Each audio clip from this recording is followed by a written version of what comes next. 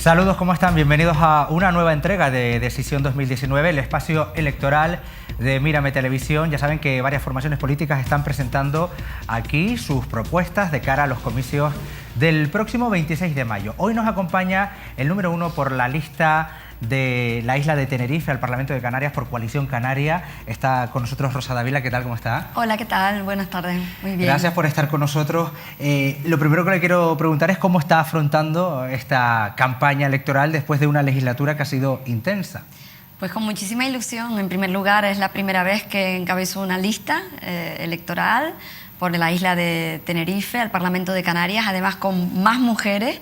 Somos 3 las que encabezamos la lista de Tenerife, con Cristina Valido, Socorro Beato, mujeres con una enorme trayectoria y además apoyando la candidatura autonómica de Fernando Clavijo al Parlamento de Canarias para la presidencia, uno de los pocos que se presentan en la lista autonómica para ser elegido por las 8 islas al Parlamento de Canarias y por lo tanto ser presidente del Gobierno de Canarias. Este dato que usted acaba de dar es llamativo y le quería preguntar por él. Estas 3 mujeres que encabezan la lista por la isla de Tenerife, ¿es un guiño de Coalición Canaria al momento que vivimos con el mundo de la mujer o siempre ha sido una formación política que siempre ha tenido a la mujer en su eje central?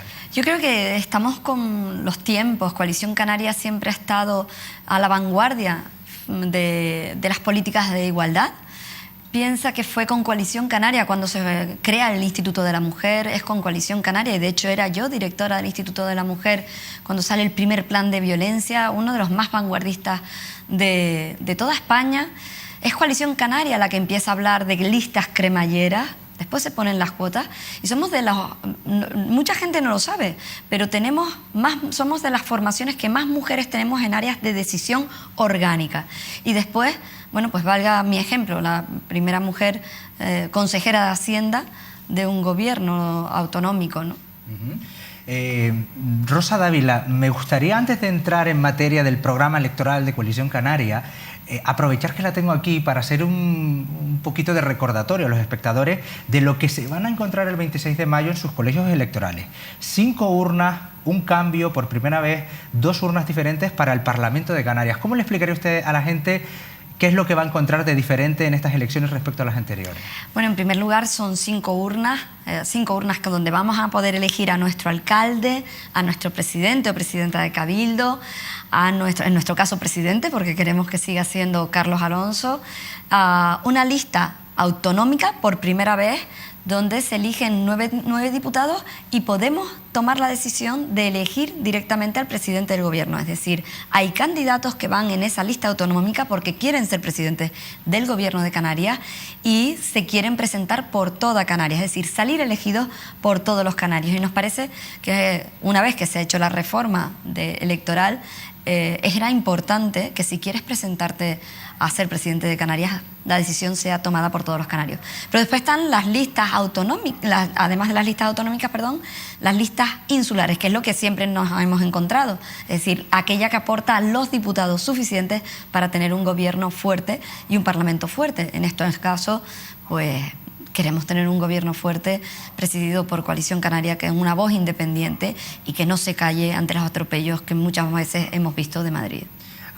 Termina ahora una legislatura que ha sido intensa. En un primer momento ustedes gobernaron con el Partido Socialista, se rompió ese pacto, luego siguieron en solitario. Había gente que decía que iba a ser muy difícil que ustedes llegaran al final o que incluso tenían que pactar con otra formación. Llegó a haber negociaciones incluso con el Partido Popular que no llegaron a buen puerto al final. Pero la cuestión es que ustedes han terminado la legislatura con un gobierno en minoría que parecía impensable. Han conseguido sacar muchas cosas adelante, además asuntos algunos históricos como la reforma del Estatuto de Autonomía, el REF, que en cualquier caso eso también es importante, el papel que ha tenido la política a nivel nacional. Pero ¿qué balance hace usted de esta legislatura que ahora termina? Pues bueno, es un balance, en mi opinión, positivo.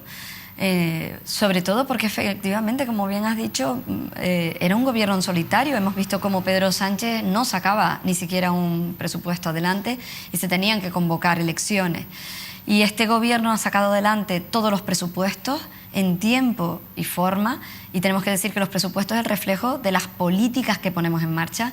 Yo me gustaría destacar que hemos sacado también ese gobierno en solitario, pero no un gobierno débil, ha sido un gobierno fuerte.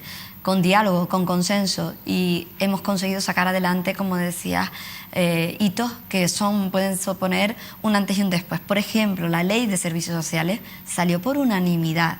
Este gobierno ha demostrado tener capacidad de diálogo, de llegar a acuerdos, de consenso, y bueno, ha sido un gobierno que ha estado liderado por Fernando Clavijo, que ha impulsado ese diálogo y ese consenso con todas las formaciones políticas.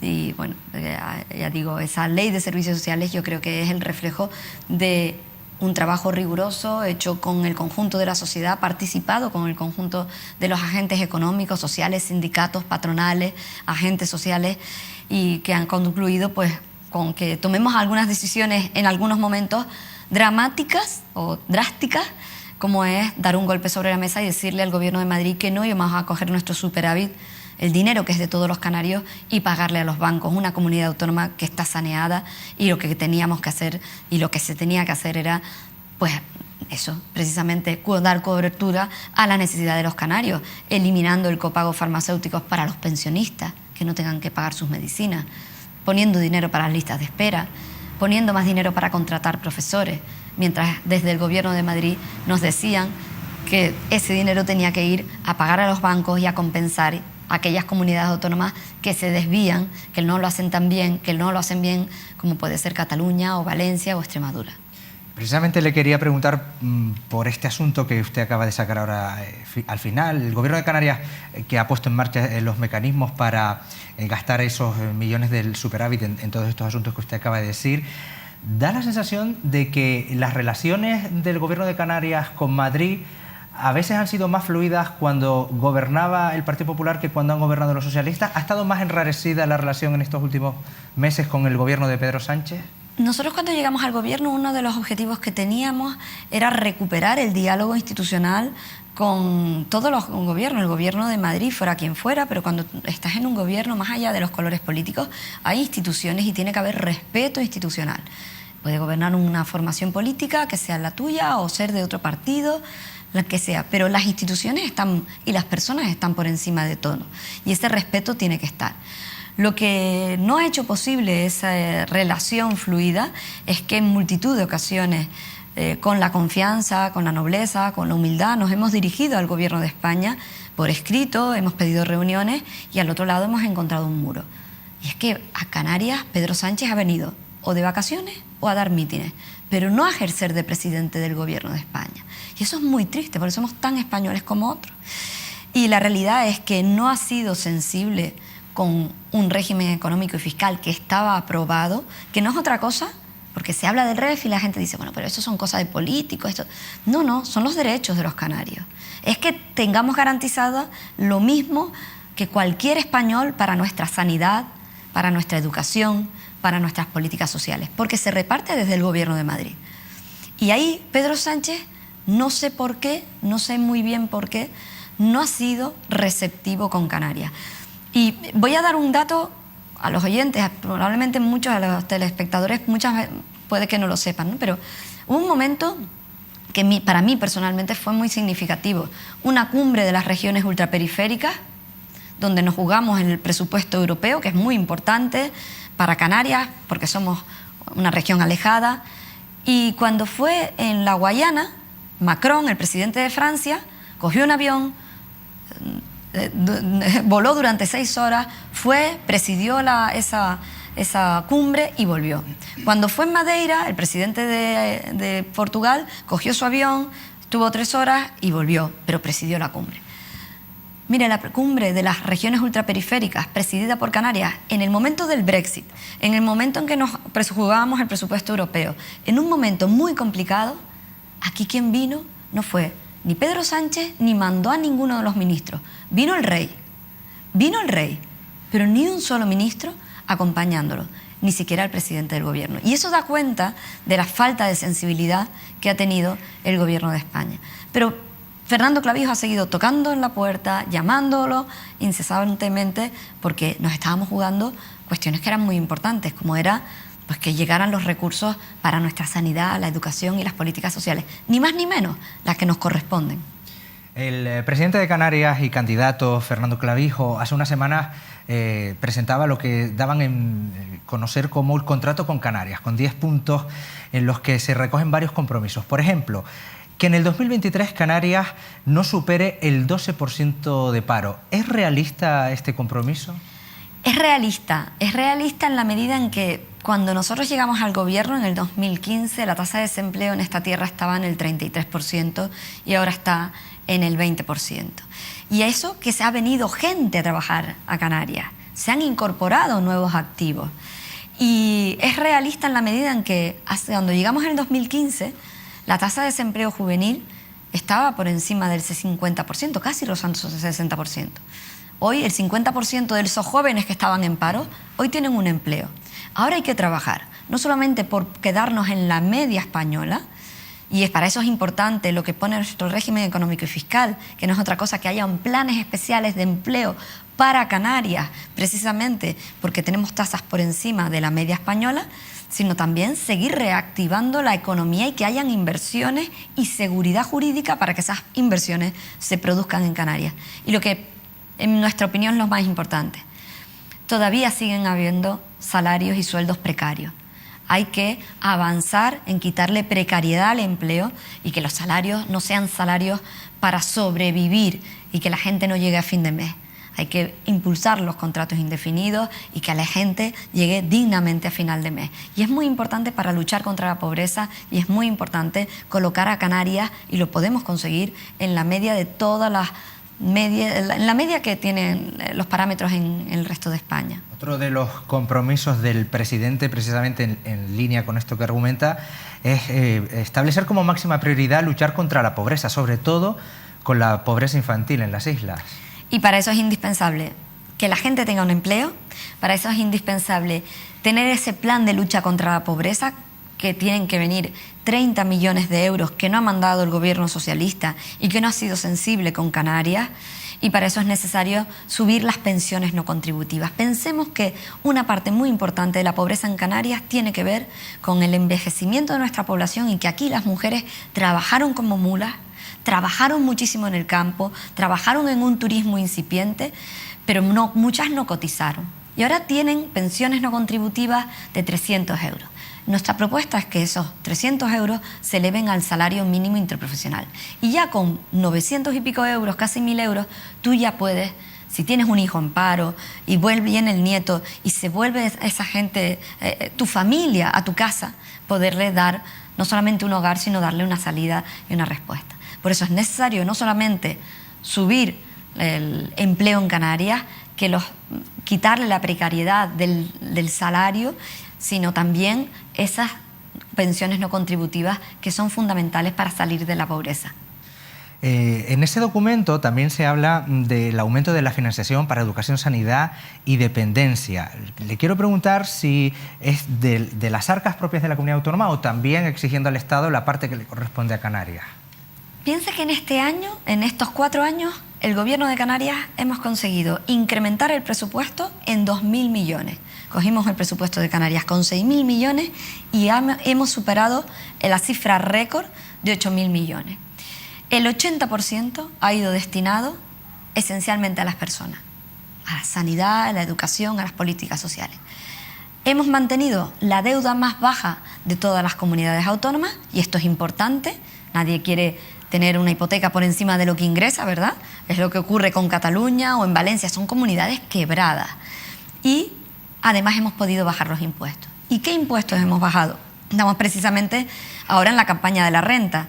Pues hemos ido bajando aquellos impuestos en los que se benefician fundamentalmente a las familias y hay una mejor redistribución de la riqueza. Es decir, los gastos escolares, en los que todos los padres que tienen niños, pues vemos como en el mes de septiembre es una locura para comprar los libros, uniformes, los gastos sanitarios, que son muy importantes, comprar las gafas, las lentillas, los gastos no solamente de oculistas, de los profesionales, sino también pues los ortodoncias.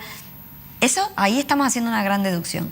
400 euros de guardería, 500 euros para las personas que tienen personas dependientes a su cargo, y hemos dicho que se va envejeciendo la población, con lo que hemos bajado los impuestos en la declaración de la renta, ese es el impuesto directo, y también en los impuestos indirectos, en el IJIC. ¿En el IJIC a quién? Pues fundamentalmente a los autónomos, gente que tributa, que factura menos de 30.000 euros, no paga el impuesto general indirecto en Canarias. Por eso es muy importante defender al pequeño, mediano empresario y no, como hacen otros partidos, demonizando al empresariado de Canarias cuando realmente son autónomos que pagan la nómina de sus trabajadores, son pequeñas empresas, son comercios, son peluquerías, son cafeterías. Esa es en este momento quien está generando la riqueza en Canarias. Afortunadamente, el medio ambiente y la lucha contra el cambio climático se ha convertido en un tema foco de atención en esta campaña. Tal vez podría serlo un poco más, pero ustedes sí que se comprometen, sí que es uno de esos 10 puntos en el contrato con Canarias, claramente de apostar por la lucha contra el cambio climático, convertir a las islas en un ejemplo mundial, por ejemplo, alcanzando el 45% de energías renovables en el año 2025. También ¿nos va a dar tiempo de llegar a ese nivel? Nos va a dar tiempo porque, bueno, primero Canarias tiene la posibilidad de tener luz, de tener sol, de tener viento, y en estos tan solo 3 años, porque la situación de las energías renovables, la poca penetración que tenía en Canarias, solo teníamos un 8%, y en la actualidad estamos a un nivel de penetración de un 20%. Tenemos que decir que más de 450.000 hogares en Canarias hoy se recogen energía de la energía renovable. Y es posible llegar a ese nivel de penetración del 45% en el 2025. Pero no solamente es que tener menos factura eléctrica porque estemos consumiendo menos energía derivada del petróleo, ¿no? Es muy importante la lucha contra la estrategia que tenemos contra el plástico, en la que nos tenemos que involucrar a nivel personal, a título personal. Tenemos que ver cómo están los océanos, tenemos que luchar y tenemos que producir un cambio en el planeta. Esto no es una cuestión de un gobierno, esto es una cuestión de que nos tomemos todos en serio, que el cambio climático está aquí, hay que luchar para salvar el planeta, nos va el futuro de nuestros hijos. Hay una realidad, el calentamiento global, y tenemos que ser conscientes de todas aquellas medidas y políticas que contribuyen a mitigar ese cambio climático. Si ustedes vuelven a gobernar, ¿cuáles van a ser los grandes ejes que marquen la próxima legislatura? Lo que ustedes ponen encima de la mesa y dicen claramente, apostamos por esto si volvemos a estar en el gobierno de Canarias. Pues fundamentalmente los derechos de los canarios. Y cuando hablamos de derechos de los canarios, no solamente el 75% del descuento de residentes, es que Canarias tenga futuro porque su gente tiene oportunidades. Nuestro compromiso es fundamentalmente con las personas. Tenemos que bajar las listas de espera. Es verdad que hemos conseguido bajar el tiempo de espera y en las listas de espera un 28%, pero quien está esperando por una operación, el tiempo se le hace eterno, con lo cual es necesario exigirle al gobierno de España que nos dé exactamente la media que el resto de los españoles, porque hasta ahora Canarias ha estado infrafinanciada en los servicios públicos esenciales. 800 millones de euros menos que venían a Canarias y que estábamos cogiendo de nuestros propios recursos, de nuestro propio dinero, para ponerlo en los servicios públicos esenciales. Y eso ha lastrado a la economía de Canarias y a los servicios públicos. Hemos conseguido ponernos con nuestro régimen económico y fiscal y con el Estatuto de Autonomía, que al fin y al cabo son nuestros derechos, tenerlos. Pero los derechos tienen que venir acompañados de un presupuesto. Nosotros hemos hecho la tarea de incrementar el presupuesto de sanidad, educación, ahora contratando esos más de 1.200 profesores, bajando quitando el coste de los farmacéuticos a las pensiones que están por debajo de los 18.000 euros, apostando por la gente que más vulnerable y que menos tiene. Pero indudablemente no nos pueden tratar peor que cualquier otro español. Es necesario tener un gobierno fuerte, un gobierno que no tenga miedo a decirle a la cara al gobierno de España las exigencias y los derechos de los canarios. Y exigir que ese régimen económico y fiscal, que no es otra cosa que nuestro plan de lucha contra la pobreza, nuestro plan de empleo, nuestras carreteras, que mientras se invierten miles de millones en AVE, aquí se nos quiere quitar el dinero de nuestras carreteras cuando vemos el colapso que hay. Bueno, pues eso, que no hay un gobierno que sea una sucursal chiquitita y silenciosa de quienes mandan en Madrid. Nos tenemos que gobernar desde Canarias. Yo no sé si En el caso de que gobiernen otras fuerzas y que ustedes no estén en el gobierno, ese temor a que lo que usted ha llamado como pequeña sucursal, que no le haga cara al gobierno de España en pedir las exigencias de los derechos de los canarios, si ustedes temen que también ese posible hipotético futuro gobierno se olvide de los miles de canarios y descendientes que tenemos en Venezuela en un momento tan crucial histórico como el que están viviendo allí, que en los últimos años el gobierno de Canarias ha hecho un esfuerzo importante en aumentar la inversión para darles soporte, ayuda, para que no se sientan solos. ¿Ustedes temen que eso pueda cambiar si ustedes no están en el gobierno? Yo creo que no es que lo temamos nosotros, es que hay una posibilidad real de que llegue al gobierno Podemos con el Partido Socialista para quitar a un gobierno que le resulta molesto al gobierno de Pedro Sánchez. Y eso es una posibilidad real, pero no solamente, hay mucha gente aquí que tiene familia en Venezuela y que ve lo que está ocurriendo. Y el gobierno de Canarias hemos tenido que aumentar, hemos triplicado casi las ayudas a Venezuela, a los canarios que están allí, porque precisamente la situación es, no voy a contar la situación, es muy complicada, ¿no? Muy compleja. Y esa es la realidad que ven los canarios que están en Venezuela y los miles de canarios o venezolanos que han retornado a Canarias. Hay una gran colonia fundamentalmente de gallegos y de canarios a los que nosotros le hemos prestado atención desde el gobierno de Canarias porque se han sentido abandonados. Y por otro lado, pues esas son las políticas de Podemos, ¿no? Vemos que el único objetivo, el único programa electoral que traen algunos partidos como Podemos o el Partido Socialista es quitar a un gobierno que planta cara a Madrid, que habla claro y que somos molestos, como lo es Ana Orama, que le canta a los 40 a quien sea, del color político que sea, pero le dice a los ministros lo que tiene y al presidente del gobierno lo que exigimos y los derechos de los canarios. Y tres cuartos de lo mismo con un Fernando Clavijo, que no se calla, que lo hace con educación, como es él, que lo hace con rigor, que lo hace con papeles sobre la mesa y que al otro lado lo que ha encontrado es el silencio y mirar para otro lado del Partido Socialista Canario, que lo que ha hecho es la técnica del avestruz, ocultarse cuando su partido nos negaba todo en el gobierno de España. Y ese es el miedo, pero yo no quiero que sea el miedo de Coalición Canaria. Ese es el miedo que podemos tener todos los canarios de que entre un partido como Podemos, que lo que quiere es subir los impuestos y que ya hemos visto cuál es su política económica. ¿Podemos imaginar una Canarias cuya economía quede en manos de Podemos? ¿Eso es lo que quiere el Partido Socialista? Porque eso es lo que está diciendo, que en su ADN está pactar con Podemos y Nueva Canarias. Y estamos viendo lo que está ocurriendo en Gran Canaria. Se están yendo las inversiones que están viniendo para Tenerife.